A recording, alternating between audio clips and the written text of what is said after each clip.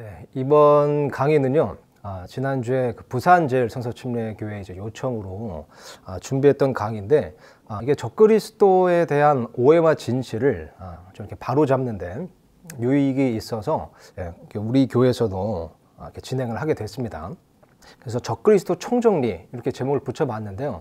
아시다시피 성경 말씀에 이제 기록된 정확히는 이제 짐승이라고 되어 있죠. 요한계시록 13장에 보면 그 한 인물, 그 예수님을 아주 궁극적으로 대적하는 적그리스도, 그 적그리스도에 대한 이제 기록이 굉장히 많습니다. 그 내용이 방대합니다. 그래서 한 시간에 다 다룬다는 것이 이제 불가능하지만, 그럼에도 오늘 몇 가지 성경 말씀을 통해 그런 적그리스도에 대해서 좀 바로잡고자 합니다.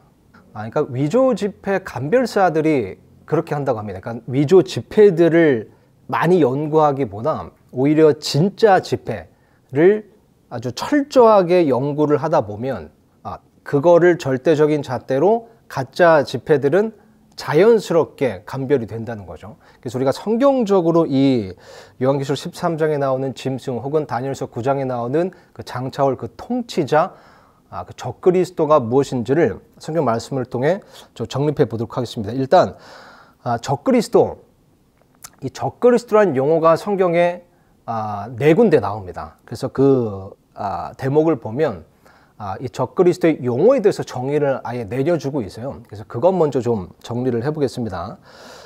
요한일서 말씀에 나옵니다. 요한일서 말씀에 3번 나오고 요한 2서 말씀에 1번 나옵니다. 적그리스도라는 용어가요. 자, 먼저 2장 18절 말씀 보면요, 이렇게 쓰였습니다. 어린 자녀들아, 지금은 마지막 때니라. 적그리스도가 오리라 함을 너희가 들은 것 같이 지금도 많은 적그리스도가 있나니 이로써 지금이 마지막 때인 줄 우리가 아느니라. 그러니까 사도 요한이 지금 말하기를 너희가 적그리스도가 오리라 함을 너희가 들었는데, 사실 지금도 많은 적그리스도들이 있다. 많은 안티크라이스트들이 있다. 크라이스트가 있다라고 이제 얘기를 하는 겁니다. 자, 그러면서 22절에 그 적그리스도를 이렇게 정의합니다. 예수님께서 그리스도이심을 부인하는 자가 아니면 누가 거짓말하는 자냐? 아버지와 아들을 부인하는 자는 적그리스도니라. 그러니까 아버지, 하나님 아버지와 하나님 아들, 그러니까 아들 하나님과 아버지 하나님을 부인하는 자가 곧 적그리스도인 겁니다. 그러니까 예수님을 부인하고 대적하는 자가 그 문자적인 의미로 안티크라이스트, 적그리스도가 되는 거죠. 그래서 요한일서 4장 3절 말씀 보면 또 정의를 동일하게 이렇게 내리고 있습니다. 예수 그리스도께서 육체 안에 오신 것을 시인하지 아니하는 영마다 하나님께 속하지 아니하나니 이것이 적그리스도의 그 영이니라. 그것에 관하여는 그것이 오리라는 말을 너희가 들었거니와 그것이 지금 이미 세상에 있느니라. 그죠? 그러니까 예수 그리스도께서 육체 안에 오신 것을 시인하지 아니하는 영, 그게 바로 적그리스도의 영이라는 겁니다. 그러니까 이 4장의 문맥을 보면 이제 처음에 영을 다 믿지 말고 그 영이 하나님께 속한 영인지를 이제 시험해 보라, 이제 이런 말씀으로 시작하거든요. 그러니까 이제 배경으로 보자면 이때 당시 이제 영지주의자들이라고 해서, 그러니까 예수님의 신성을 부인하는 자들이 있었습니다. 그 영지주의자들이 이제 퍼뜨리는 교리가 있었고, 그래서 그 교리의 바람에 휩쓸려서 이 성도들이 굉장히 혼란스러워했거든요. 그러니까 이제 사도 요한이 이것을 딱 얘기하는 거죠. 바로 그런 자들이 적그리스도의 영을 가진 자들이다. 예수 그리스도의 신성을 부인하면서 예수님을 대적하는 자들. 그래서 요한 2서 말씀 보면 1장 7절에 이렇게 쓰여 있습니다. 속이는 자들이 세상에 많이 들어왔는데, 그죠? 거짓 교사들이죠. 그들은 예수 그리스도께서 육체 안에 오신 것을 시인하지 아니하느니라. 똑같죠? 이때 당시 영지주의자들. 오늘날도 이런 사람들이 있습니다. 그죠? 예수님의 신성을, 그러니까 예수님은 그냥 되게 유명한 훌륭한 대언자들 중 한 명이었다라고 주장을 하고, 예수님이 아들 하나님은 아니다라고 신성을 부인하는 자들이 있단 말이죠. 이때 당시는 영지주의자들이었다는 거예요, 그들이. 근데 어쨌든 그런 자들, 이런 속이는 자, 이런 거짓 교사들이 바로 적그리스도라는 겁니다. 왜냐하면 문자 그대로 안티크라이스트라는 게 그리스도를 반대하고 그리스도를 대적한다는 문자 그대로의 의미를 가지고 있잖아요. 그러니까 그런 자들, 예수님을 반대하고 대적하는 자가 바로 적그리스도라고 얘기하는 겁니다. 자, 그래서 이 적그리스도라는 용어, 그 문자 자체의 정의로 보자면 사도 요한이 정의를 내리듯이 예수님을 부인하는 자, 예수님의 신성을 예수님께서 아들 하나님이심을 부인함으로써 예수님을 대적하고 반대하는 자, 그런 자가 적그리스도라고 얘기를 하고 있는 겁니다. 자, 그런데 사도 요한도 지금 방금 본 이 구절들에서 언급을 하듯이, 자, 요한일서 아까 2장 18절 말씀에 제가 노란색으로 표시해 놨는데요. 보세요. 적그리스도가 오리라 함을 너희가 들은 것 같이 지금도 많은 적그리스도, 이제 많은 적그리스도, 아마 영어로 antichrists,라고 되어 있을 겁니다. 그러니까 뒤에 이제 s가 붙어서 복수로 되어 있을 겁니다. 그러니까 이 적그리스도 단수 적그리스도가 오리라 함을 이 성도들이 알고 있었다는 거예요. 들었다는 거예요.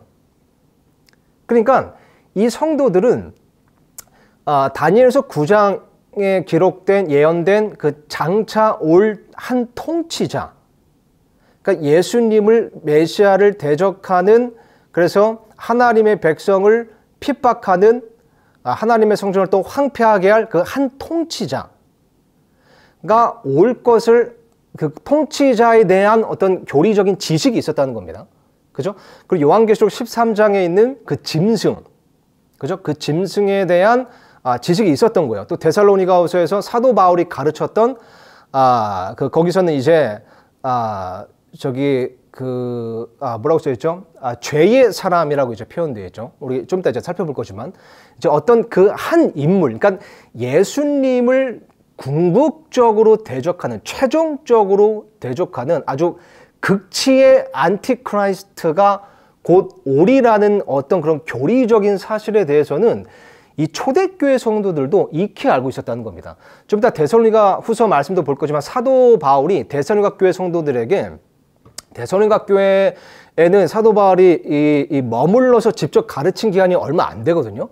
그럼에도 불구하고 이 적그리스도에 대한 교리를 아주 탄탄하게 가르쳤던 것을 우리가 엿볼 수 있습니다.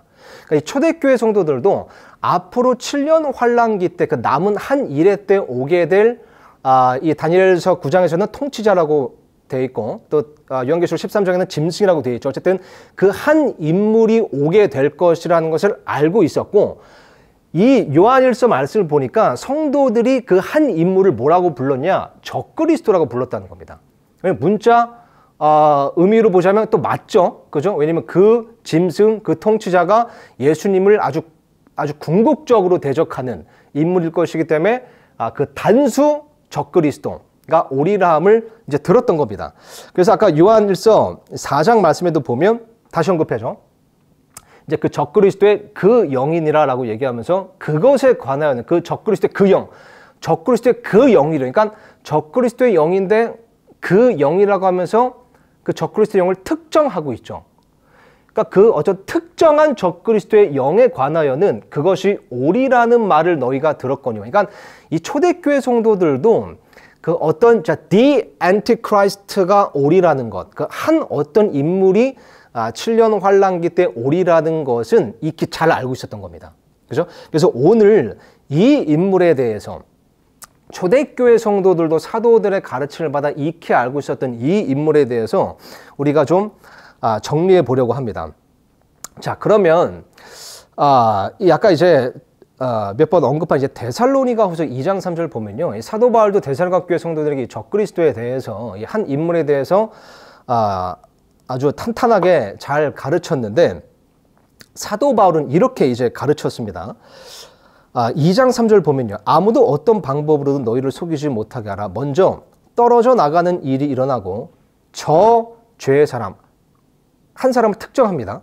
저 죄의 사람 곧 멸망의 아들이 드러나지 아니하면 그날이 이르지 아니하리라.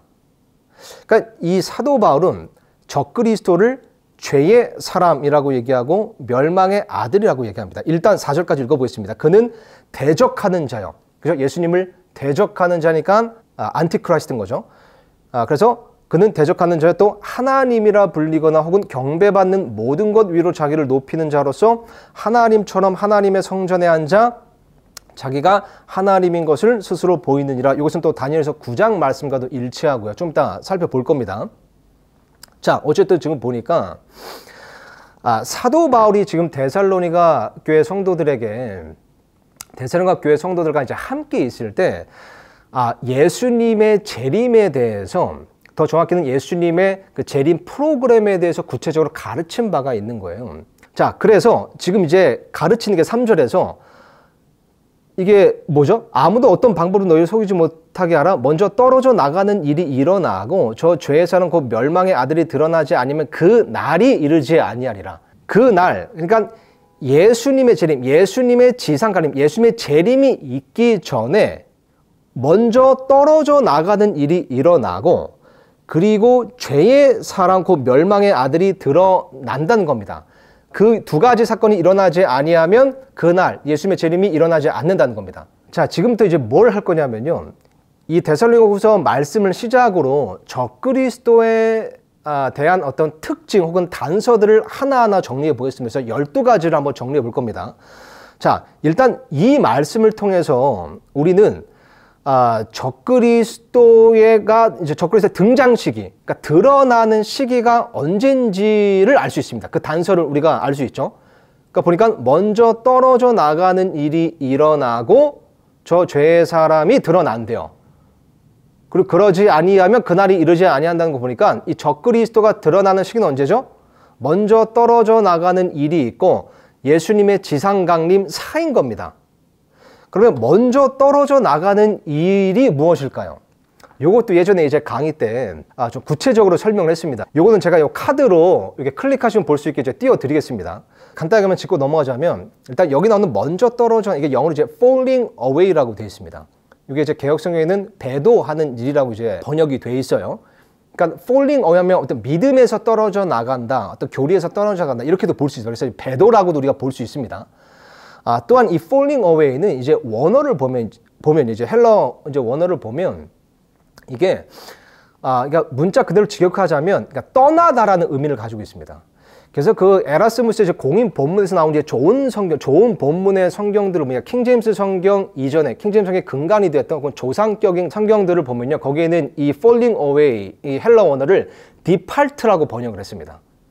그러니까 이 먼저 떨어져 나가는 일을 교회의 휴거로도 볼 수 있는 겁니다. 그러니까 교회가 세상을 떠나는 일 이렇게도 이제 볼 수 있는 거죠. 그리고 이것을 중의적인 의미로도 볼 수 있습니다. 왜냐하면 이 배도라는 것은 사실 지금도 있잖아요.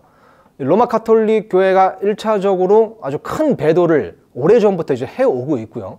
그리고 지금도 뭐 종교통합 어떤 운동에 의해서 이 교회들도 그런 배도의 움직임에 이제 동참하고 있는 그런 이제 배도하는 일 지금도 있습니다. 그러나 이 완전한 배도가 아직은 일어나지 않았다라고 볼 수밖에 없는 이유는 지금 참교회가 여전히 있기 때문이죠. 그렇기 때문에 그 참교회가 휴거가 되면 그때는 완전한 배도가 일어납니다. 그래서 이 먼저 떨어져 나가는 일, 이것은 교회의 휴거, 그럼으로써 생기는 완전한 배도, 두 가지를 의미하는 중의적인 표현으로 볼 수 있다고도 볼 수 있습니다. 자, 그래서 그것에 이제 근거가 되는 게 이 2장에 나오는 문맥인데요. 자, 6절, 7절, 8절 보면 이렇게 쓰여 있습니다. 너희는 그가, 이 적그리스도거든요. 그의 때에 드러나게 하려고 무엇이 저지하고 있는지 지금 아나리. 그러니까 적그리스도가 드러나는 그의 때, 적그리스도의 때가 있다는 겁니다. 7절에 불법의 신비가 이미 일하고 있으나 다만 지금 막고 있는 이가 길에서 옮겨질 때까지 막으리라. 그 뒤에 저 사악한 자가 드러날 터인데, 이 사악한 자가 적그리스도죠. 주께서 자신의 입의 영으로 그를 소멸시키시고 친히 오실 때의 광채로 그를 멸하시니. 그러니까 이 적그리스도가, 그러니까 불법의 신비가 지금도 일하고 있는데 지금 그 적그리스도가 그의 때에 드러나게 하려고, 그러니까 그의 때가 되기 전에 드러나지 못하게 막고 있는 무엇이 있다는 겁니다. 그죠? 이것도 예전에 좀 구체적으로 강의를 한 적이 있습니다. 이것이 이제 3가지 해석이 있는데 이것도 이제 카드로 띄워 드리겠습니다. 클릭하시면 볼 수 있게. 근데 어쨌든 그 결론만 좀 말씀드리자면 여러모로 이것을 성령으로 보는 해석이 있고요. 그리고 더 나아가 궁극적으로 성령님께서 지금 현재 역사하시는 그런 교회, 지금 성령님께서 교회를 통해서 역사하시잖아요. 그러니까 성령님께서 거하시면서 역사하시는 그 교회가 휴거가 되면, 그죠? 그 교회가 지금 적그리스도의 출현을 막고 있는 것이고, 그것이 휴거가 되면 그 교회, 또 그 안에 역사하시는 성령님, 그 성령님을 통한 교회가 휴거가 되면, 떨어져 나가면 혹은 떠나면 이제 적그리스도가 이제 드러나게 된다 라는 의미로 우리가 이제 해석을 합니다.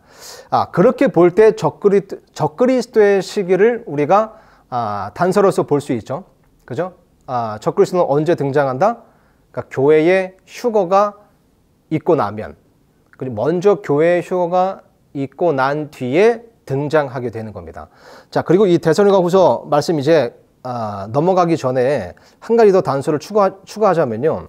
아까 2장 3절에 사도 바울은 이 적그리스도를 이렇게 표현했죠. 저 죄의 사람이라고 표현을 했습니다. 그러니까 적그리스도는 사람입니다. 그러니까 인격체라는 거예요. 그러니까 적그리스도는 컴퓨터가 아닙니다. 뭐 인공지능 로봇가 아닌 겁니다. 적그리스도는 사람이어야 되고 인격체여야 되고 어떤 인물이어야 되는 겁니다. 그죠? 요 두 가지 단서를 추가해 봤습니다. 그래서 적그리스도의 특징 오늘 12가지 살펴볼 건데요. 첫 번째, 등장 시기는 교회의 휴거. 교회 휴거가 일어나면 7년 환란기가 시작되죠. 그래서 그 7년 환란기 때 이제 드러나게 된다. 그게 데살로니가후서 2장에 나오는 적그리스도의 때다. 그리고 이제 적그리스도는 인격체라는 것을 알 수 있습니다. 사람입니다. 그죠? 한 인물이라는 것을 알 수 있습니다. 자, 그럼 추가적인 단서를 위해서 다니엘서 8장으로 한번 가보겠습니다. 이 다니엘서 8장 말씀도 사실 이제 1절부터 좀 강해를 하면 더 이렇게 이해하기 쉬우실 텐데요. 시간상 제가 8절부터 일단 떼어놨습니다. 8절에 보면 그러므로 그 숫염소가 심히 크게 되더니 이렇게 나오죠. 여기 이제 숫염소는 이제 이 8장 23절에 보면 이 숫염소가 무엇을 의미하는지, 그러니까 성경을 아예 해석해 줍니다. 이 숫염소는 그리스의 한 왕이라고 이제 해석을 해줍니다. 나중에 시간 되실 때 한번 읽어보죠. 그러니까 그리스의 한 왕인데 그 숫염소가 심히 크게 되더니, 자, 다니엘은 지금 이 바빌론 포로 생활을 하고 있었죠. 바빌론 제국이 이 시점이잖아요. 기록된 시점. 근데 나중에 페르시아에 의해서 점령을 당하죠. 그 페르시아가 다니엘서 8장에 숫양이라고 이제 묘사가 되어 있습니다. 그리고 숫염소가 숫양을 밀어내요. 그러니까 페르시아를 누가 그리스 왕국이 밀어내잖아요. 근데 그 숫염소, 그리스의 한 왕, 그러니까 첫 번째 왕이라고 되어 있습니다. 그러니까 숫염소가 그리스의 왕이고, 이 뒤에 나오는 심히 크게 되더니 그가 강성할 때 그 큰 뿔은 그리스의 첫째 왕입니다. 그리스의 첫째 왕이 누구죠? 우리가 알고 있는 알렉산더 대왕이잖아요. 그러니까 페르시아를 점령하는 게 그리스이고, 그리스의 첫 번째 왕인 알렉산더 대왕이 페르시아를 점령하죠. 그러니까 이 다니엘서 8장 말씀이 역사적으로 아주 정확하게 성취가 된 겁니다. 근데 얼마나 이 예언이 정확했냐면요.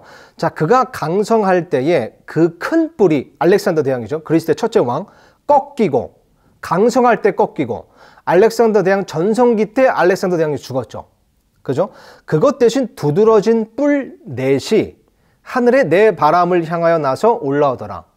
그러니까 알렉산더 대왕이 죽고 난 다음에 4명의 부하 장수였던 4명의 그 장군에 의해서 그리스가 이제 4등분 됐습니다. 그것도 정확하게 예언을 한 거죠. 그죠? 그 큰 뿔이 꺾이고 그것 대신 두드러진 뿔 넷. 알렉산더 대왕의 부하 4장군, 하늘에 네 바람을 향하여 나서 올라오더라. 근데 여기서 이제 중요합니다. 그 뿔들 중에 하나에서 또 작은 뿔 하나가 나서 남쪽과 동쪽과 또 그 기쁨의 땅을 향하여 심히 커지더니 그것이 하늘의 군대에 이르기까지 커져서 그 군대와 별들 중에 얼마를 땅에 내던지며 그것들을 짓밟으라. 자, 보세요. 그리스 왕국이 있습니다. 헬라 제국을 세웠잖아요. 알렉산더 대왕이 죽었습니다. 4명의 장군이 4등분해서 가져갔죠. 근데 그 4명, 그래서 이제 그 헬라 제국이 이제 4개의 제국으로 나뉘게 된 겁니다. 자, 근데 그 중에서 그 4개 4등분된 그 뿔들 중 하나에서 작은 뿔 하나가 올라온대요. 하나가 이제 나온대요. 근데 보니까 이 작은 뿔은 적그리스도입니다. 왜냐하면 그것이 하늘의 군대에 이르기까지 커진다는 거예요. 그 세력이. 하늘의 군대에 이르기까지 커진 어떤 세력, 그런 왕국은 이때까지 없었습니다. 역사적으로. 그리고 보니까 그 군대와 하늘의 군대와 별들 중에 얼마를 땅에 심지어 내던진대요. 이거는 요한계시록 12장 4절에 나오는 그런 용이 할 수 있는, 그러니까 사탄이 하는 일이잖아요. 그러니까 요한일서 12장 4절과 정확하게 일치하는 겁니다. 그렇게 봤을 때 이것은 적그리스도, 이 작은 뿔은 적그리스도라는 것을 우리가 분명히 알 수 있습니다. 자, 그렇게 봤을 때 우리가 한 가지 더 단서를 추가할 수 있는 것은요, 이 적그리스도가 나오게 되는 지역은 우리가 알 수 있습니다. 보니까 그 뿔들 중에 하나에서 나온대요. 그러니까 헬라 제국 영토에서 나온 겁니다. 그죠? 그래서 하나 이제 추가하자면 헬라 제국 영토, 그러니까 알렉산더 대왕이 정복을 한 그 굉장히 큰 헬라 제국 영토가 있잖아요. 그 지도 보면 이제 세계사 공부해 보면, 근데 그게 이제 4등분 됐었고, 그 4등분 된 이 네 곳 중 하나에서 적그리스도가 나온 겁니다. 그러니까 헬라 제국 영토 중 어떤 곳에서 적그리스도가 등장하게 되겠죠. 근데 이게 이제 그렇다고 해서 이제 어떤 사람들은 이제 이제 고대 헬라 제국의 영토를 이제 지도를 보면서 거기에 지금 현대 이제 국가들이 다 있잖아요. 그걸 보고 이 나라에서 나올래나 이 나라에서 나올래나 이렇게 이제 추측을 하는데 그게 이제 의미가 없습니다. 사실. 왜냐하면 이게 또 바뀔 수 있는 여지가 있다는 거죠. 뭐 예를 들면 뭐 정확히 어떻게 될지 모르겠지만 그 UN 같은 경우도 아주 공공연하게 그 이제 2030 UN 보고서였네. 거기 보면 이제 전 세계를 10개의 권역으로 이제 나눈다라는 이제 계획을 발표를 했거든요. 그걸 자신들의 이제 어젠다 목표로. 그렇게 보면 이 적그리스도가 등장하는 때가 되면 그때 이제 이제 고대 헬라 제국 영토 그 지역 안에 있는 국가들의 국경이나 지경이 어떻게 바뀔지, 그 권역이 어떻게 바뀔지 모른다는 거죠. 그래서 지금 이제 이제 지도를 그려놓고 거기 이제 나라들을 보고 이 나라에서 나오겠느라고 추측하는 것은 의미가 없다는 겁니다. 근데 어쨌든 그 알렉산더 대왕 그리고 네 장군이 이제 정복했던 그런 헬라 제국 영토 가운데서 등장할 거다라는 것을 우리가 다니엘서 8장 말씀을 통해 이제 알 수 있습니다. 자, 그리고 다니엘서 8장 23절로 이제 내려가 보면요, 여기 이제 한 왕에 대해서 예언을 하거든요. 이제 이 왕이 결론만 이제 시간상 말씀드리겠습니다. 이게 이제 우리가 역사적으로 알고 있는 안티오쿠스 에피파네스입니다. 그러니까 이 왕에 대해서 예언을 한 겁니다. 다니엘에게는 이 사람이 미래에 있을 사람이었어요. 그러니까 다니엘 시대는 없었던 사람이었습니다. 그러니까 근데 우리에게는 과거의 사람이죠. 근데 다니엘에게는 미래의 사람이었기 때문에 1차적인 예언이 되는 겁니다. 이제 안티오쿠스 에피파네스라는 인물에 대한 예언인데, 이 안티오쿠스 에피파네스를 보면요, 적그리스도의 굉장히 흡사한 모형입니다. 그래서 이 안티오쿠스 에피파네스를 보면, 혹은 그 인물에 대해서 예언된 다니엘서 8장 말씀에 보면 앞으로 오게 될 그 적그리스도의 모습이 어떠할지를 우리가 단서로서 추측해 볼 수 있는 게 있어요. 실제로 다니엘서 8장 말씀은 안티오쿠스 에피파네스 뿐만 아니라 더 나아가서 오게 될 적그리스도까지도 예언한 이중 계시, 이중 예언임을 알 수 있습니다. 그 사실을 염두에 두시고 이제 보셔야 됩니다. 다니엘서 이제 8장 23절 보니까 그들의 왕국의 마지막 때 곧 범법자들이 가득할 즈음에 사나운 얼굴을 하고 숨겨진 글의 뜻을 깨닫는 한 왕이 일어나리라. 그러니까 적그리스도는 사나운 얼굴을 하고 있다. 이게 뭐 관상을 얘기하는 건 아닐 겁니다. 그러니까 굉장히 어떤 난폭하다는 것을 좀 묘사한 거죠. 그리고 숨겨진 글의 뜻을 깨닫는 왕이, 그러니까 굉장히 지혜로운 왕으로, 지혜로운 통치자로 묘사가 되어 있습니다. 그러니까 다니엘도 숨겨진 글의 뜻을 읽을 줄 아는, 깨달을 줄 아는 지혜자였잖아요. 그러니까 이 적그리스도도 굉장히 이런 부분에서는 지혜로운, 뭔가 굉장히 어떤 그런 이제 명철이 있는 통치자인 겁니다. 자, 24절 또 보니까요, 다음 구절. 그의 권세가 강할 터이나 자기의 권세로 말미암은 것은 아니니라. 이것도 요한계시록 13장에 나오는 짐승, 그 적그리스도와 일치하는 대목이죠. 그러니까 적그리스도의 권세가 굉장히 강한데 그것은 자기의 권세가 아니라 용에게 받은, 사탄에게 받은 권세로서 그렇게 권능을 갖는다고 쓰여 있습니다. 그러니까 24절 말씀과 요한계시록 말씀이 이제 일치가 되는 거죠. 자기 권세로 말미암은 것은 아니니라. 그가 놀랍게 파괴하고 형통하며 꾸준히 행하고 강한 자들과 거룩한 백성을 멸하리라. 그가 또 자기의 정책을 통하여 그러니까 이 적그리스도라는 인물이 파괴하고 형통하며 강한 자들과 거룩한 백성을 멸한대요. 그러니까 정복하는 일을 하는 겁니다. 근데 그가 또 자기의 정책을 통하여 자기 손에서 속임수가 형통하게 하고, 이렇게 쓰여 있습니다. 정책을 통하여 한다는 거 보니까 일단 이 인물은 정치적인 인물입니다. 물론 적그리스도가 일단 나중에 가면 어떤 정말 이 모든 온 세상에게 이제 경배를 받는 어떤 그런 신격화된 인물로서도 이제 격상된다고 해서 어쨌든 이렇게 점진적으로 그렇게 이제 변하지만 어쨌든 처음 시작은 정책을 통하여 정복하는 일을 하는 것으로 봐 이 인물은 적그리스도가 처음에 등장할 때는 정치적인 인물로서 등장하는 겁니다. 그러면서 자기 마음속에서 자신을 높이며 평화를 빌미로 많은 사람을 멸할 것이요. 또 그가 일어서서 통치자들의 통치자를 대적할 터이나 그가 손으로 말미암지 아니하고 무너지리라. 그러니까 이 적그리스도란 인물, 이 한 왕이 일어나서 처음에 정치적인 인물로 이제 등장을 해요. 그러면서 이 나라들과 국가들을 하나하나 계속 정복해 나가는 겁니다. 근데 정책을 통해서, 정치적인 인물이니까요. 근데 평화를 빌미로 그렇게 한대요. 그러니까 평화 정책을 통해서 정복하는 겁니다. 자, 요한계시록 6장 말씀하고 비교해 보면요. 자, 요한일서 6장 말씀은 이런 말씀이에요. 이제 환란기가 시작이 되면서 이제 7 봉인 심판이 시작이 됩니다. 자, 그러면서 요한계시록 지금 6장 1절 2절 말씀을 띄어놨는데 이것은 7 봉인 심판 중 첫 번째 봉인 심판입니다. 그러니까 7년 환란기가 시작됐습니다. 시작되면서 7 봉인 심판이 시작되고 7 봉인 심판의 첫 번째 봉인 심판으로 시작되는 거예요. 자, 근데 첫 번째 봉인 심판이 뭐냐면 보세요. 1절.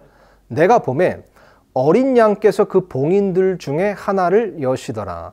그때에 내가 들으니 내 짐승 중에 하나가 천둥소리 같은 소리로 이르되 와서 보라 하더라. 이에 내가 보니 보라 흰 말이라. 그 위에 탄 자가 활을 가졌고 관을 받음에 그가 나아가서 정복하고 또 정복하려 하더라. 7년 환란기가 시작되면서 첫 번째 봉인이 풀리는데 그 봉인이 풀리면서 한 인물이 등장합니다. 흰말 탄 자죠. 보니까 관을 쓰고 있습니까? 관을 쓰고 있다는 거 보니까 통치자입니다. 근데 활은 가지고 있는데 화살은 가지고 있지 않아요. 그러니까 계속 그러면서 또 정복하고 또 정복한대요. 활은 가지고 있는데 화살은 갖고 있지 않으면서 정복하고 정복하는 겁니다. 아까 다니엘서 8장 말씀에 나오는 것처럼 평화를 빌미로 정복하는 것과 뭔가 일맥상통하죠.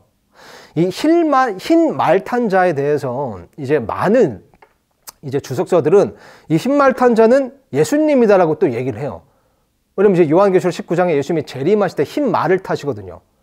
근데 그럴 수가 없는 게 여기 1절에 보면 내가 보면 어린 양께서 봉인을 푸시는 겁니다. 예수님께서 봉인을 푸시는 거예요. 예수님은 일단 아닌 거죠. 흰 말탄자가. 그래서 흰말탕자를 우리가 적그리스도라고 해석을 합니다. 왜냐하면 정복하고 또 정복한다는 게 다니엘서 8장에 나오는 적그리스도의 그런 이제 모습과 단서와 일치하잖아요. 그리고 활을 가졌지만 화살을 갖지 않은 것, 관을 쓰고 있는 통치자, 어떤 정적인 인물이라는 것이 또 일맥상통하기 때문에 적그리스도라고 이제 보는 겁니다. 자, 이렇게 봤을 때 적그리스도는 예수님을 또 모방하는 자입니다. 그죠? 예수님이 흰말 타고 오시는 것처럼 흰말을 타고 이제 등장하는 거예요. 마치 평화의 통치자인 것처럼 등장을 하는 겁니다. 자, 그래서 7장 23절 보니까 이렇게 쓰여 있습니다. 그가 이같이 이르되 넷째 짐승은 땅 위에서 넷째 왕국이 될 때, 이게 적그리스도의 왕국을 얘기하는 거거든요. 이 왕국은 모든 왕국과 달라서 온 땅을 삼키고 짓밟아 산상조각 낼 것이야. 온 땅을 삼킨다. 그러니까 온 땅을 정복하는 인물인 겁니다. 또 이 왕국에서 나온 10뿔은 앞으로 일어나 10왕이요. 그들 뒤에 다른 왕이 일어날 터인데 그는 먼저 있던 자들과 다르고 또 새 왕을 정복하리라. 이러면서 단서를 또 추가해 봅니다. 일단 정치적인 인물일 것이다. 그러면서 정책을 펴는데 그 정책은 평화 정책일 것이다. 그럼으로써 단일 정부를 구성하는, 단일 정부를 만드는 그런 세계 단일 정부의 수장으로서 이제 등장하게 될 겁니다. 수장으로서 등장한다기보다 등장해서 단일 정부를 이루는 자가 되겠죠. 그죠? 정복함으로써 세계 단일 정부를 이루는 인물이 되는 겁니다. 근데 무엇을 빌미로요? 평화를 빌미로. 자, 이것에 대해서 한번 살펴보겠습니다. 어떻게 평화를 빌미로 나라들을 정복해 나갈 수 있죠? 그러니까 평화를 빌미로 전쟁을 한다는 거잖아요. 근데 어떻게 평화를 빌미로, 그러니까 평화 정책을 쓴다면 전쟁을 안 하는 건데 어떻게 평화 정책을 써서 그렇게 많은 전쟁들을 할 수 있죠? 이것에 대해 한번 생각해 보겠습니다. 다니엘서 9장 27절로 가보면 우리가 이 구절에 대해서는 그동안 이제 많이 살펴봤었죠. 자, 그가 많은 사람과, 그가 이제 적그리스도입니다. 한 이레 동안 언약을 확정하는, 이 한 이레는 그동안 이제 많이 살펴봤기 때문에 하지 않겠습니다. 한 이레, 이제 7년 환란기죠. 한 이레 동안 언약을 확정하리니 누구와? 많은 사람과 유대인들입니다. 유대인들과 언약을 확정한대요. 그가 그 이레에 한중간의 희생물과 봉헌물을 그치게 하며, 그러니까 유대인들과 한 이레 동안 언약을 확정하는데 이것은 무슨 언약인 거죠? 그러니까 유대인들로 하여금 성전에서 희생물과 봉헌물을 드릴 수 있게 해주는 평화조약인 겁니다. 그죠? 그러니까 지금은 예루살렘 성전토에 성전이 없어요. 유대인들이 성전을 지으려고 준비는 다 해놨는데, 설계도부터 해서 준비물 다 준비해놨는데 지금 왜 세우질 못하느냐? 거기에 그 바이돔 사원이 들어앉아 있죠. 이슬람 사원이에요. 그러니까 그 옆에다가 혹은 그거를 허물고 성전을 지을 수가 없는 겁니다. 그렇게 되면 이 이스라엘 주변 국가들, 이슬람 국가들이 난리가 나요. 가만 놔두겠습니까? 전쟁이 일어나죠. 근데 이것을 누가 해내냐? 적그리스도가 해내는 겁니다. 적그리스도가 등장을 해서 이게 한 이레 동안 언약을 확정한다는 거 보니까 적그리스도가 유대인들과 평화조약을 맺음으로써 7년 환란기가 시작되는 겁니다. 그러니까 7년 환란기를 시작되면서 적그리스도가 유대인들과 평화조약을 맺는 겁니다. 그러면서 예루살렘에 성전을 세울 수 있게 해주죠. 그래서 그 성전 안에서 희생물과 봉헌물을 드릴 수 있게 해주는 겁니다. 자, 그렇게 되면 생각해 보세요. 성전을 세우게 해줬어요. 유대인들의 평화를 위해서, 유대인들의 또 평화를 위해서 그 성전에서 희생물과 봉헌물을 드리게 했어요. 유대인들에겐 난리 날 일이죠. 너무 좋아. 그러니까 유대인들이 적그리스도를 처음에 딱 봤을 때, 야, 이 적그리스도가 우리의 메시아, 이 사람이 우리의 메시아구나라고 착각하는 거예요. 우리의 꿈을 이뤄줬으니까. 자, 근데 이렇게 되니까 누가 열받겠어요? 주변에 있는 중동 국가들, 이슬람 국가들이 열받겠죠. 그러니까 유대인들의 평화를 빌미로 중동 국가들부터 해서 그런 이슬람 국가들과 전쟁을 하기 시작하는 겁니다. 그러면서 하나하나 그 왕국들을 정복해 나가는 거죠. 그래서 이 말씀을 통해서 이제 다니엘서 그 8장에 나오는 평화를 빌미로 정복하고 전쟁한다는 것은 아마 이것일 것이다. 이것이 이유일 것이다. 그러니까 유대인들의 평화를 빌미로 전쟁을 하는 것이다라고 우리가 이제 해석해 볼 수가 있습니다. 자, 그러면서 이제 저 27절 이제 이하 구절 보면요. 또 가증한 것들로 뒤덮기 위하여 심지어 완전히 끝날 때까지 그것을 황폐하게 할 것이요. 작정된 그것이 그 황폐한 곳에 쏟아지리라 하니라. 그러니까 이게 이제 언제 일어나죠?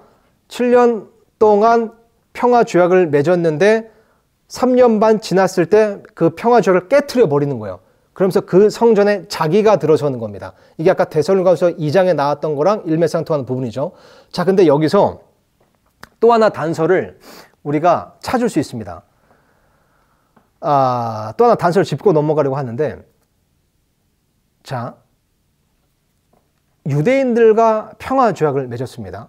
그 평화를 빌미로 화가 난 중동 국가들을 시작으로 하나하나 왕국을 정복해 나가요.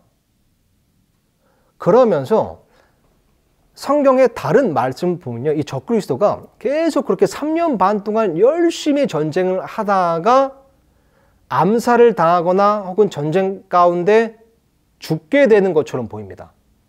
그게 유명한 요한계시록 13장 3절에 나오는 내용인데요. 이것도 시점이 7년 환란기 중 전반기 3년 반이 지났을 때 시점이거든요. 그러니까 아주 이 전반기 3년 반 동안에는 적그리스도가 정복하는 겁니다. 자, 근데 3년 반 지났을 때 3절 보세요. 또 내가 보니 그의 머리들 중에 하나가 상처를 입어 죽게 된 것 같았는데 그의 치명적인 상처가 나음에 온 세상이 놀라며 그 짐승을 따르더니. 그러니까 3년 반 지났을 때 전쟁을 하다가 상처를 입어 죽게 된 겁니다. 근데 다시 살아나요. 그러니까 이때 우리가 해석하기를 처음에 적그리스도라는 것은 정적인 인물로서 이제 등장해서 이제 사탄이 이제 조종하는 그런 인물이다가 딱 이때가 되면 아예 사탄이 이 인물에게 이제 들어가서 이 살아나는 거다 이렇게 이제 해석을 합니다. 그때부터 이제 본격적으로 정말 이 사탄의 화신인 적그리스도가 이제 전성기를 이제 펼치는 거죠.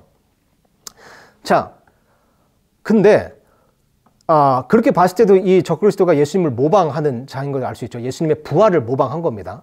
자, 근데 이 상처를 입어 죽게 된 것 같다고 이제 나왔는데 요한계시록 13장 14절에 보면 이 상처가 이제 구체적으로 어떻게 입은 상처인지가 나옵니다. 자, 이거 보세요. 14절. 또 그 짐승의 눈앞에서, 여기 이제 그 짐승은 이 또 다른 짐승, 둘째 짐승, 그러니까 거짓 대언자입니다. 그 짐승의 눈앞에서 기적들을 행할 권능을 소유하여 그 기적들로 땅에 거하는 자들을 속이며, 이 짐승은 이제 적그리스도네요. 그리고 이제 그 기적들을 행할 권능을 소유한 것이 이제 둘째 짐승, 거짓 대언자죠. 그 기적들로 땅에 거하는 자들을 속이며 또 땅에 거하는 자들에게 말하여 그들이, 보세요, 칼로 상처를 입었다가 살아난 그 짐승을 위해 형상을 만들게 하더라. 그러니까 그 적그리스도가, 그 짐승이 상처를 입어서 죽었는데 뭘로 입은 상처를? 칼로 상처를 입었대요. 근데 스가랴서 말씀 보면 이렇게 쓰여 있습니다. 11장 17절에 이것도 이제 적그리스도에 대한 어떤 예언적인 대목이거든요. 그 양떼를 버리는 우상 목자에게 화가 있을지어다. 여기 우상 목자가 적그리스도입니다. 칼이 그의 팔과 오른쪽 눈에 임하리니, 여기 나오죠. 어떻게 칼로 상처를 입게 됐는지, 칼로 상처를 입은 게 구체적으로 어떤 것인지 스가랴서 말씀이 예언해 주고 있는 겁니다. 칼이 그의 팔과 오른쪽 눈에 임하리니 그의 팔이 깨끗이 마르고 그의 오른쪽 눈이 완전히 어둡게 되리라 하시니라.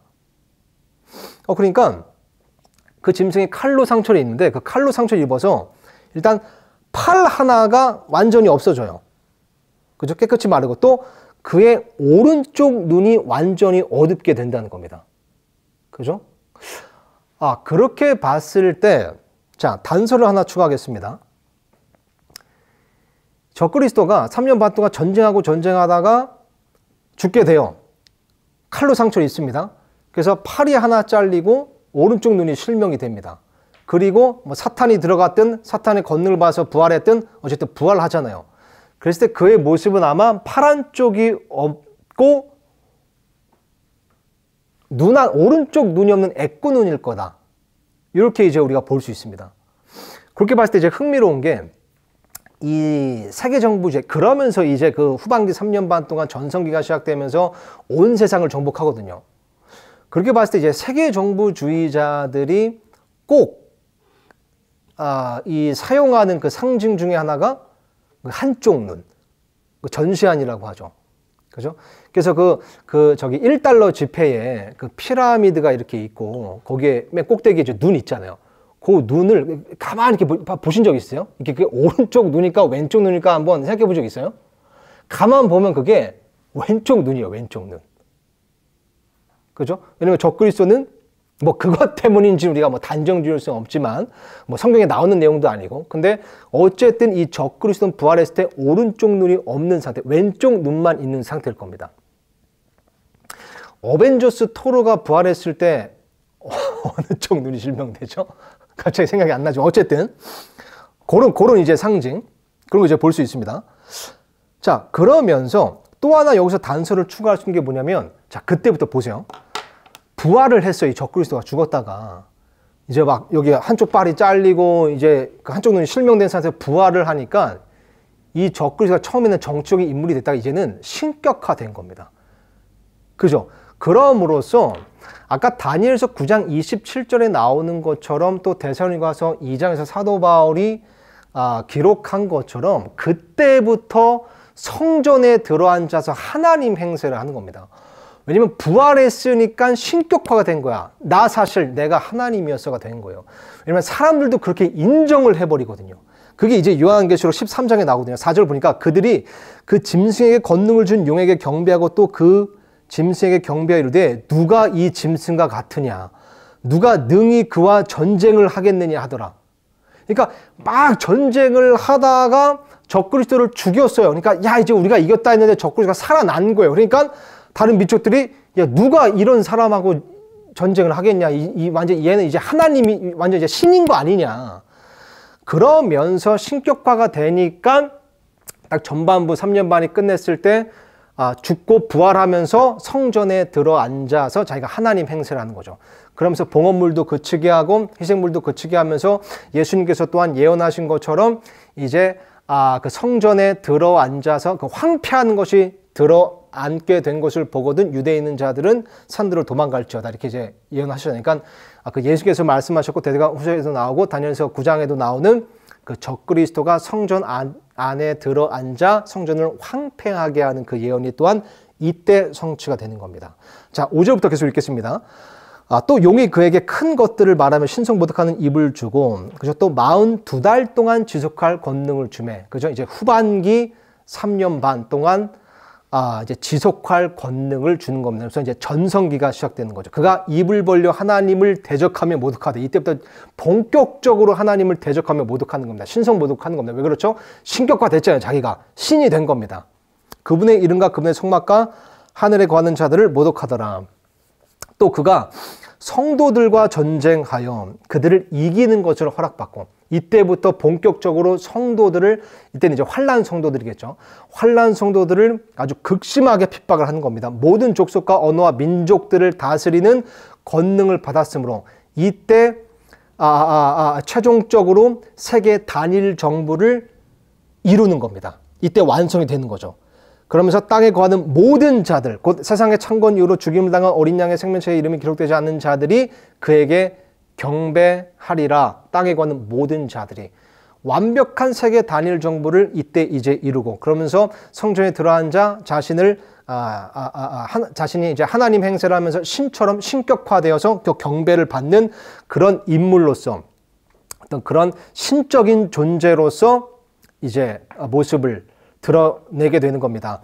그러면서 다니엘 7장 25절에 보니까 또 그가 지극히 높으신 이를 대적하려고 엄청난 말들을 하며 지극히 높으신 이의 성도들을 지치게 하고 이거 다니엘서 말씀인데 아까 그 성도들을 이기는 권능을 받았다는 요한계시록 13장 말씀과 또 일맥상통하죠. 그러니까 다니엘서와 요한계시록 말씀은 이렇게 서로 비교해 보면 그 예언이 일치되는 것을 볼 수 있습니다. 또 때와 법을 바꾸려고 생각할 것이며 이제는 전 세계를 통일을 했어요. 그러니까 자기가 이제는 때와 법도 바꿀 수 있고 이제는 달력도 바꿀 수 있는 거예요. 그죠? 그러면서 그들은 한 때와 두 때와 반 때까지 그의 손에 주어지리라. 한 때와 두 때와 반 때, 3년 반이죠. 그러니까 이 적그리스도의 전성기는 후반기 3년 반이다 라는 것을 우리가 단서로서 또 추가할 수 있습니다. 자, 그러면서 또 다른 단서를 추가해 보겠습니다. 요한계시록 13장 말씀 보니까요. 11절에 내가 보니 또 다른 짐승이 땅에서 올라오는데 이게 아까 언급한 거짓 대언자입니다. 그는 어린 양같이 두 뿔이 있고 용처럼 말하더라. 어린 양같이 생겼어요. 근데 용처럼 말을 하죠. 그러니까 빛의 천사로 가장하는 겁니다. 자, 그가 첫째 짐승 앞에서 첫째 짐승의 모든 권능을 행사하고 또 땅과 그 안에 거하는 자들로 하여금 첫째 짐승 곧 치명적인 상처가 나은 자에게 경배하게 하니라. 그러니까 사람들을 이렇게 조장해서 적그리스도에게 경배하게 하는 일을 하는 겁니다. 자, 그러면서 16절 그가 모든 자 곧 작은 자나 큰 자나 부유한 자나 가난한 자나 자유로운 자나 매인 자에게 그들의 오른손 안에나 이마 안에 표를 받게 하고 짐승의 표를 또 런칭을 하죠. 그 표나 그 짐승의 이름이나 그의 이름의 수를 가진 자 외에는 아무도 사거나 팔지 못하게 하더라. 여기 지혜가 있으니 지각이 있는 자는 그 짐승의 수를 세어볼지니라. 그것은 어떤 사람의 수요 그의 수는 666이니라. 여기도 보니까 어떤 사람의 수니까 적그리스도는 일단 사람입니다. 뭐 로봇 이런 거 아니에요. 자, 근데 짐승의 수가 있어요. 근데 그 수는 666인 겁니다. 그러니까 우리 사람에게도 뭐 이제 주민번호 이런 게 있잖아요.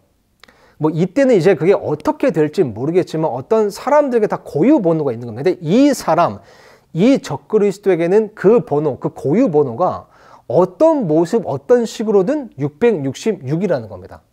그죠? 어떻게 될지 모르겠지만, 어떤 모습일지 모르겠지만, 근데 또 흥미로운 것은 짐승의 수를 세어볼지라 예전에도 한번 언급했던 건데 이제 카운트라고 되어 있어요. 그러고 보면 이게 정말 그 짐승의 그런 이 수인가, 그러니까 여기도 이제 그 짐승의 넘버를 세어보라 되어 있거든요. 그러니까 우리가 이제는 이제 좀 흥미롭게 이제 추측해 본 게, 그러니까 재미로 추측해 본 게 요즘 뭐 디지털 트윈이라고 해서 이 마인드를 의식하는 나의 디지털 트윈을 만들 수 있다. 그래서 뭐 인공지능 로봇하고 이제 붙이면 또 하나의 내가 되는 거다. 뭐 이렇게도 될 수 있고, 또 요즘에 복제 인간 이런 얘기 많이 나오잖아요. 이미 뭐 인간을 복제할 수 있지만 뭐 어떤 정책 때문에, 그죠? 그런 어떤 뭐 법 때문에 이제 못한다. 근데 뭐 동물도 많이 복제하고 있고요. 이런 거 볼 때 이제 어떤 사람들은 또 이게 뭐 적그리스도의 복제 인간이 666명 아니냐, 혹은 디지털 트윈이 666개 아니냐, 뭐 이렇게도 이제 재미로 추측하지만 정확히는 알 수 있습니다. 정확히 알 수 있는 것은 어쨌든 그의 수는 666인 겁니다. 그러니까 단서 하나 추가하자면 적그리스도의 수는 666인 겁니다.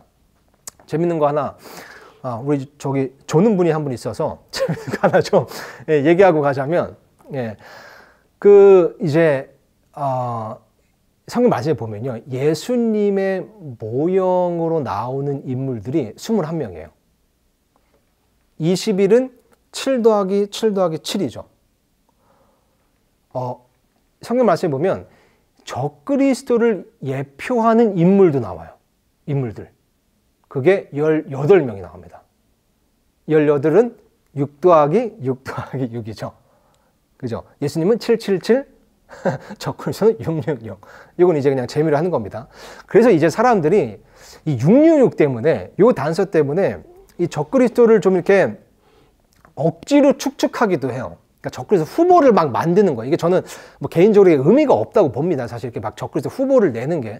근데 이제 사람들도 재밌으니까 하는 거죠. 우리는 적그리스도를 만날 사람이 아니에요. 그죠? 우리 구원받은 성도들은 그 전에 휴가, 아까 등장식이 드러내는 시기 봤잖아요.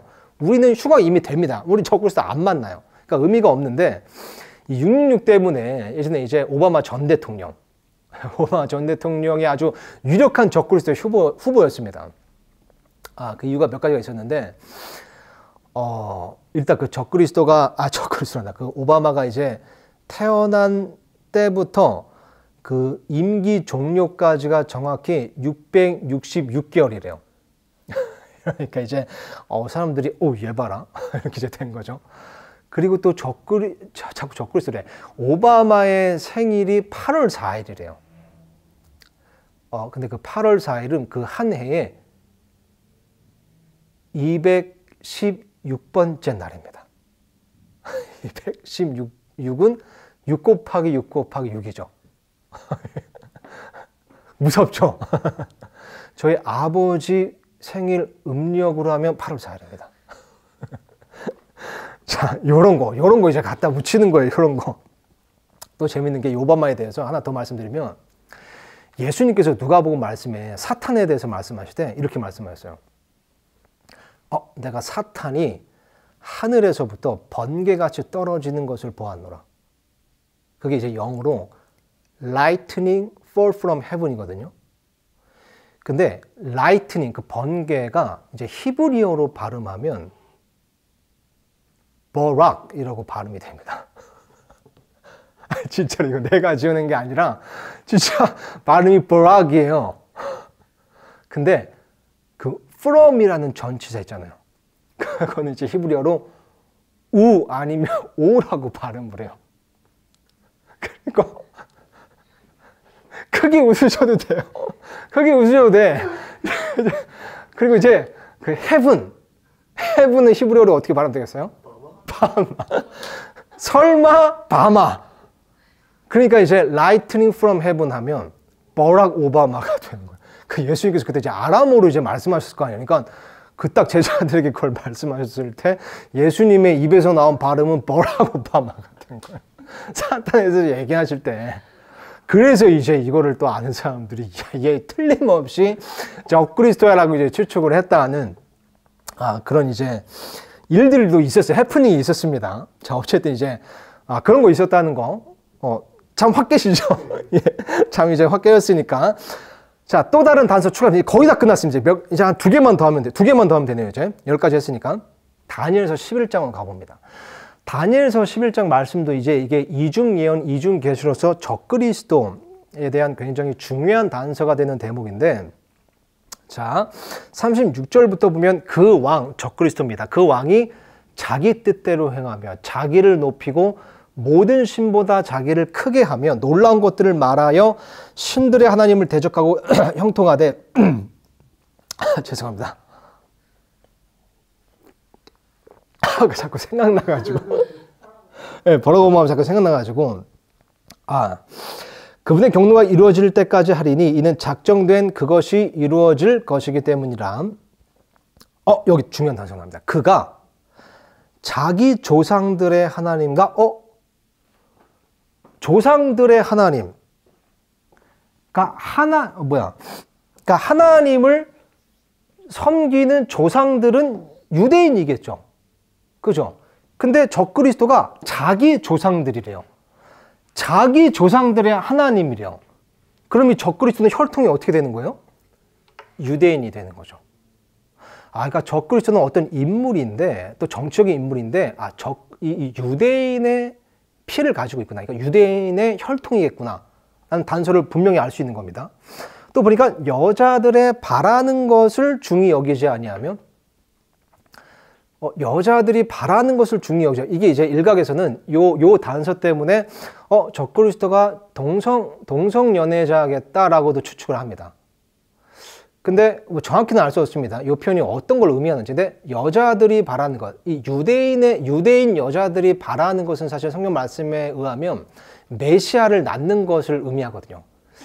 그러니까 이게 이제 적그리스도가 동성애자라는 걸 의미할 수도 있고, 아니면 이제 메시아를 중히 여기지 않는 거라고 여길 수 있습니다. 왜냐면 지가 이제 메시아로서 이제 행세를 하니까요. 어떤 신도 중히 여기지 아니하리니 그가 모든 것 위로 자기를 크게 하리라. 그래서 보니까 또 하나 단서를 추가하자면 일단 유대인입니다. 그리고 어쩌면 동성연애자. 그죠? 동성연애자란 말이 아니, 동성애자. 어쩌면 동성애자. 그거는 정확하진 않지만 어쨌든 정확한 건 유대인인 건 확실합니다. 그러니까 이렇게 봤을 때 교황은 아닌 걸 알 수 있어요. 그러니까 지금도 교황이 적그리스도일 것이다라고 이제 추측을 하는데, 이것만 보더라도 교황은 일단 아닙니다. 왜냐면 절대 로마 카톨릭은 유대인을 교황으로 뽑지 않아요. 그죠? 게다가 이 적그리스도라는 인물은 아까도 이제 다니엘서 9장 말씀을 통해서 살펴봤듯이 딱 왔을 때 유대인들이 우리 메시아구나라고 생각을 하거든요. 근데 유대인들이 바보가 아닙니다. 유대인들은 메시아가 구약 성경의 예언을 통해서 다윗의 혈통, 그러니까 다윗의 자손으로 오게 될 거라는 것을 알아요. 그래서 예수님께서 다윗의 자손으로 오신 거잖아요. 그러니까 예수님을 메시아로 인정하지 않기 때문에 여전히 그 다윗의 자손으로 오실 메시아를 기다리고 있는 거예요. 그래서 적그리스도를 메시아라고 착각하는 일이 있는데, 그럼 그 적그리스도가 유대인이면서 다윗의 자손이어야 되는 겁니다.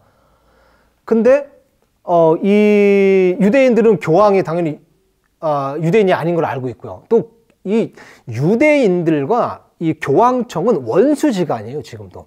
그러니까 절대 유대인들은 교황을 적그리스도로 인정할 리가 없습니다. 그러니까 교황은 일단 아닌 거죠, 이것만 보더라도. 그래서 사람들이 이제 또 적그리스도 후보로 이제 올린 게 윌리엄 왕세자입니다. 윌리엄 왕세자. 이 윌리엄 왕세자, 그러니까 이 영국 왕실 같은 경우는 그거는 이제 스스로가 얘기하는 거예요. 영국 왕실은 뭐라고 얘기하냐면, 우리가 그 다윗 왕조의 계보를 잇고 있는 집안이다라고 얘기를 해요, 실제로. 그래서 그 다이애나 왕세자 전에는 그 남자들 다 할례를 받았습니다. 그러니까 다 이제 포경수술을 한 거죠.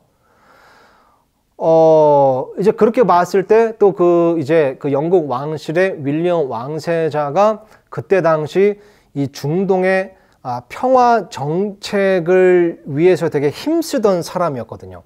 근데 아까 제가 다니엘서 9장 27절 말씀처럼 적그리스도는 그 중동의 평화를 가져올, 더 정확히는 엄밀히 말하면 이제 유대인들의 평화인데, 그게 유대인들과 평화 조약을 체결할 인물인 거죠.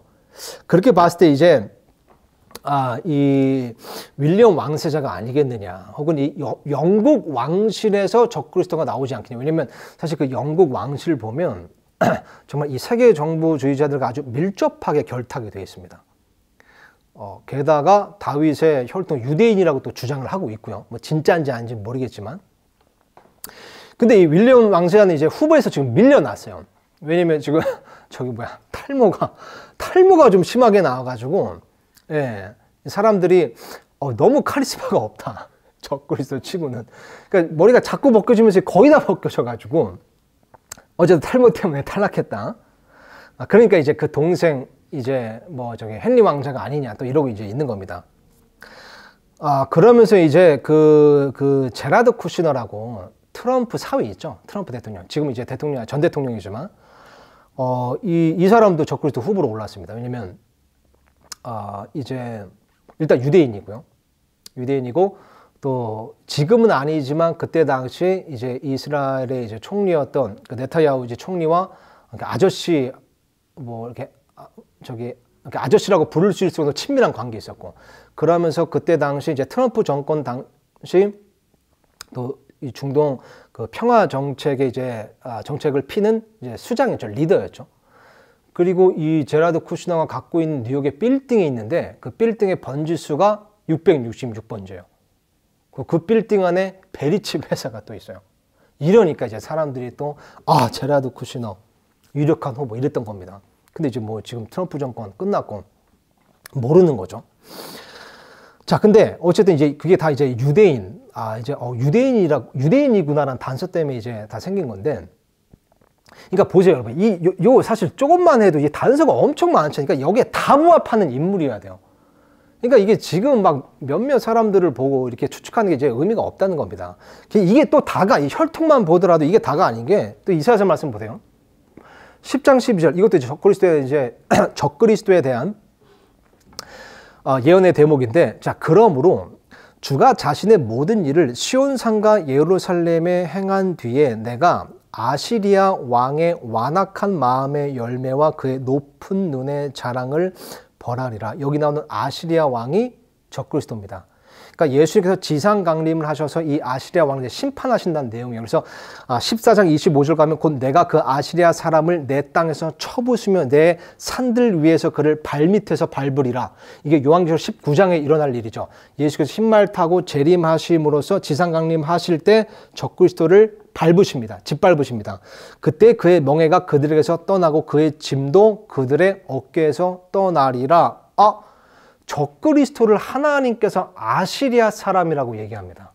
아시리아 왕이라고 얘기해요. 그러니까 적그리스도는 유대인이면서도 아시리아 혈통을 가지고 있어야 돼요. 그러니까 시리아 혈통을 또 가지고 있어야 돼요. 아시리아인의 피를 또 가지고 있어야 됩니다. 굉장히 적그리스도 인물이 아주 특이한 인물인 거예요. 그래서 이제 또 등장한 적그리스도 후보가 지금 현재 프랑스의 마크롱 대통령입니다. 일단 유대인의 혈통이에요. 근데 이 사람은 또 아시리아 혈통, 아시라인 혈통, 아시라인 피를 가지고 있어요. 그러니까 이 조상 중에 아시리아인이 있어요. 그리고 또 이제 또 666도 뭐가 있어야 되잖아요. 어쨌든. 근데 이 사람이 이제 그 프랑스 대통령이 됐을 때 그 득표율이 신문에 나왔습니다. 66.06%. 그러니까 이 사람인가 이제 사람들이 그러는 거죠. 또 이 사람은 이제 또 예수회 출신. 이제 예수회도 아주 이제 세계 정부 주지자들과 밀접하게 이제 결탁됐거든요. 이러다 보니까 마크롱이 지금 이제 아주 가장 유력한 후보다. 또 이렇게 이제 얘기하고 있는 겁니다. 근데 여기 이제 제가 이제 의미 없다고 말하는 게 뭐냐면 예수님께서 우리가 지금 살아있는 이 시대 때 오셔야 지금 이 후보들이 적그리스도가 될 수 있는 거예요. 그렇잖아요. 나중에 오시면 이 사람들도 언젠가 다 죽을 건데 이러면 자연스럽게 다 후보에서 밀려나는 겁니다. 그죠? 자, 어쨌든 자, 이제 하나만 남았습니다. 하나만 더 추가하면 됩니다.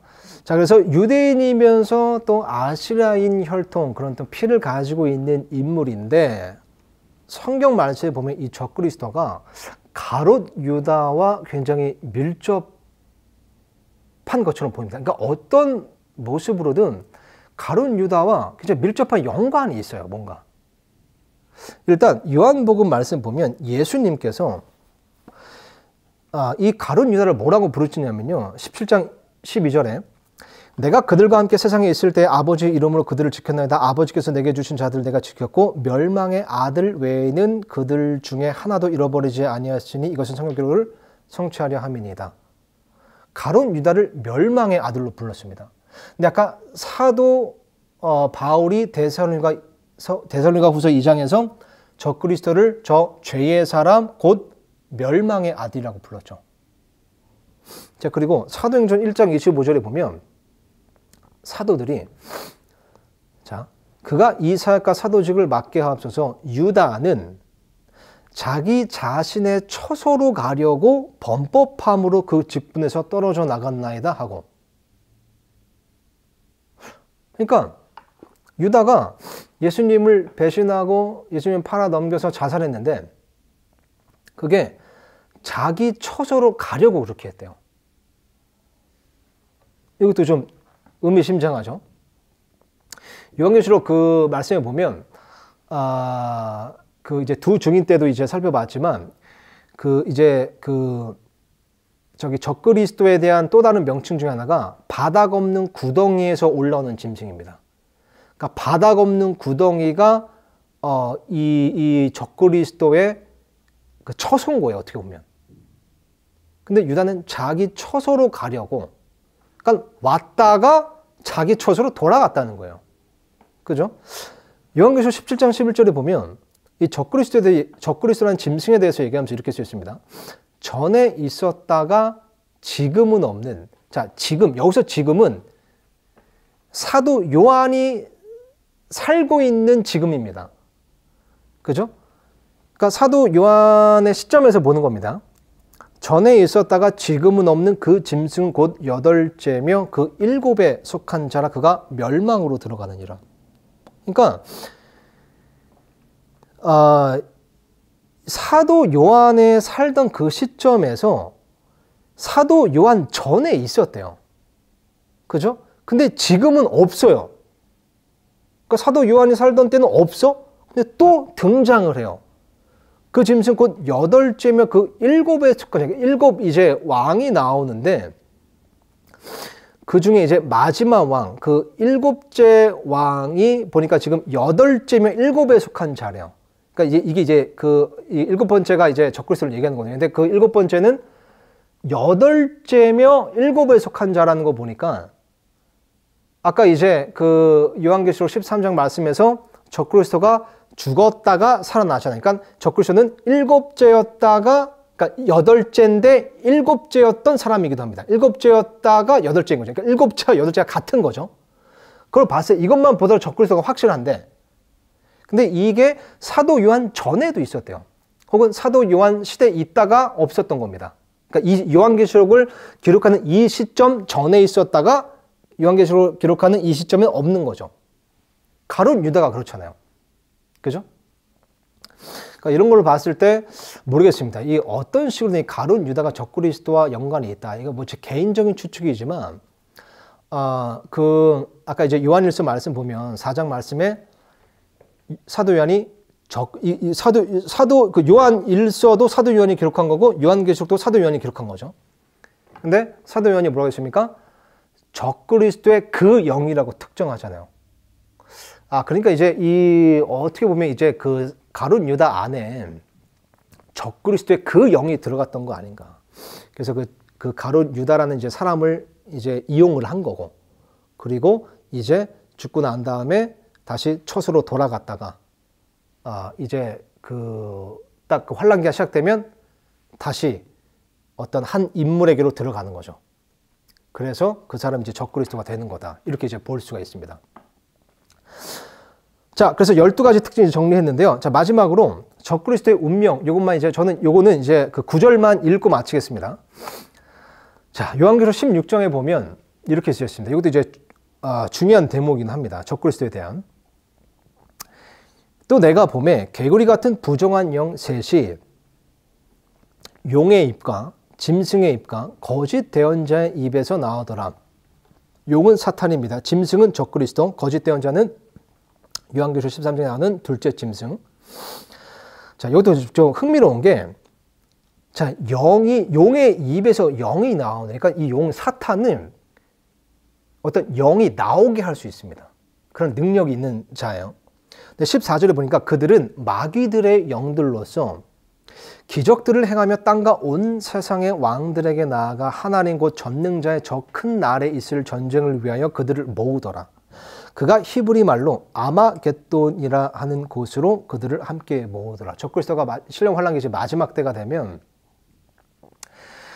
이제 온 세상을 정복했잖아요, 이미. 그래서 온 땅에 있는 왕들, 온 세상의 왕들에게 나아가서 전쟁을 위해 아마겟돈의 군대를 모읍니다. 아마겟돈 많이 들어보셨죠? 근데 이 전쟁은 하나님 곧 전능자의 저 큰 날에 있을 전쟁을 위한 거예요. 그러니까 요한계시록 19장에 나오는 예수님께서 지상 강림하심으로써 이루어질, 지상 강림하실 때 이루어질 그 아마겟돈 전쟁, 그것을 위해서 이 사탄이 모으는 겁니다. 아마겟돈으로. 자, 그래서 19장 19절로 보면요.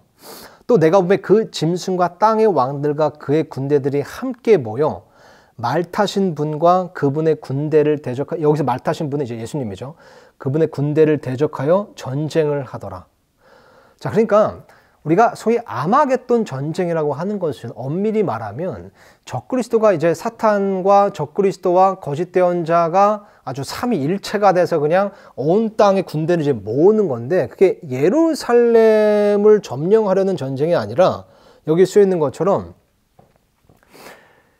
그분의 군대, 말 타신 분과 그분의 군대를 대적하는 전쟁인 겁니다. 그러니까 진짜 이 사탄도 예수님께서 지금 지상강림하실 것을 알고 지금 지상강림하시는 예수님을 막으려고, 대적하려고 전쟁을 일으키는 거예요. 그러니까 감히 자기가 예수님을 이길 수 있다고 생각했는지, 이거는 이 아마겟돈 전쟁은 예수님을 대적하는 전쟁인 겁니다.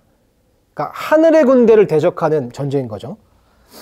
자, 결론. 운명이 이렇게 됩니다. 20절. 짐승이 잡히고 적그리스도가 잡히고 또 그 앞에서 기적들을 행하던 거짓 대언자도 그와 함께 잡혔는데, 그는 짐승의 표를 받은 자들과 그의 형상에게 경배하던 자들을 기적들로 속이던 자더라. 이 둘이 적그리스도와 거짓 대언자 산채로 유황으로 불타는 불호수에 던져지고 죄송합니다. 던져지고 그 남은 자들은 말 타신 분의 칼, 곧 그분의 입에서 나온 칼로 죽임을 당하니 모든 날짐승이 그들의 살로 배를 채우더라. 이 군대들이 이제 사람일 것이냐 아니면 나중에 이제 또 살펴볼 거지만 7년 환란기 때 이제 땅속에서 막 쉽게 말하면 괴물들이 나오거든요. 이제 괴물들일 거라 이제 해석도 있습니다. 어쨌든 이거 나중에 또 자세히 다루기로 하고요. 그러면서 이제 20장으로 넘어가는데 1절 보니까 또 내가 보니 한 천사와 바닥 없는 구덩이 열쇠와 큰 사슬을 손에 들고 하늘로부터 내려와 마귀요 사탄인 그 용 곧 저 옛뱀을 붙잡으니라. 그가 그를 붙잡아 1000년 동안 결박하여 바닥 없는 구덩이에 던져놓고 가두고 그 위에 봉인을 하여 1000년이 찰 때까지는 그가 더 이상 민족들을 속이지 못하게 하니라. 그 뒤에는 그가 반드시 잠시 동안 풀려나리라. 그래서 1000년 왕국 동안 1000년 동안 갇혀 있다가 1000년 왕국 끝에 다시 한번 풀려나서 또 민족들을 속이는 일을 하는, 이제 거기까지 이제 기록되어 있는 건데, 자, 일단 여기서 이제 중요한 것은, 자, 적그리스도 거짓 대언자는 붙잡혀서 불호수로 던져집니다. 근데 사탄은 보니까 1000년 동안 바닥 없는 구덩이에 붙잡히게 되죠.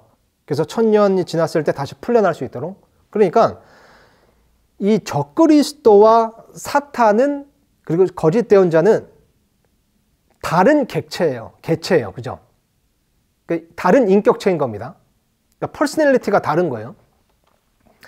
그러니까 이건 보더라도 참 사탄이 늘 이제 하나님을 모방하는데, 하나님도 우리가 소위 이제 삼위일체라고 하는, 그러니까 아버지 하나님과 아들 하나님과 성령 하나님께서 하나이신 것처럼 이 사탄도 모방을 하는 겁니다. 그러니까 사탄이 마치 아버지 하나님처럼 사탄으로서 이제 있는 거고, 그리고 이 적그리스도가 이제 그런 사탄의 아들인 거죠. 그래서 이게 흥미로운 게 그 창세기 3장 15절에 보면 그 예수님께서 이제 뱀에게 저주를 하나님께서 이제 뱀에게 저주를 내리실 때 사탄 그 뱀에게 너의 씨와 여자의 씨 사이에 적개심을 두리니 이렇게 이제 말씀하십니다. 그러니까 여자의 씨, 이제 우리가 점진적 계시를 통해 그 씨는 예수 그리스도라는 걸 알 수 있죠. 근데 그 여자의 씨와 너의 씨, 그러니까 사탄의 씨 사이에 적개심을 두니, 그러니까 사탄에게도 씨가 있는 겁니다. 그죠? 그러니까 사탄의 씨, 사탄의 아들, 멸망의 아들, 그가 바로 적그리스도인 겁니다.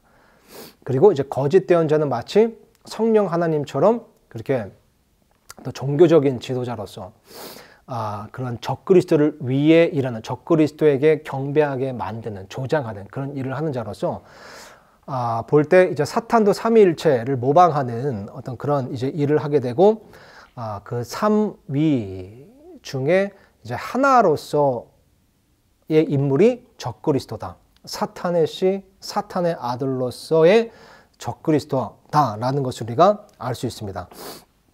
자, 그래서 이렇게 해서 정리해 봤습니다. 적그리스도의 이제 특징 12가지 정리해 봤고요. 또 사탄, 다시 이제 적그리스도의 운명을 통해서 이 적그리스도는 사탄의 삼위일체, 소위 말하자면요, 사탄의 삼위일체 중에 한 개체다라는 것까지 우리가 살펴봤습니다.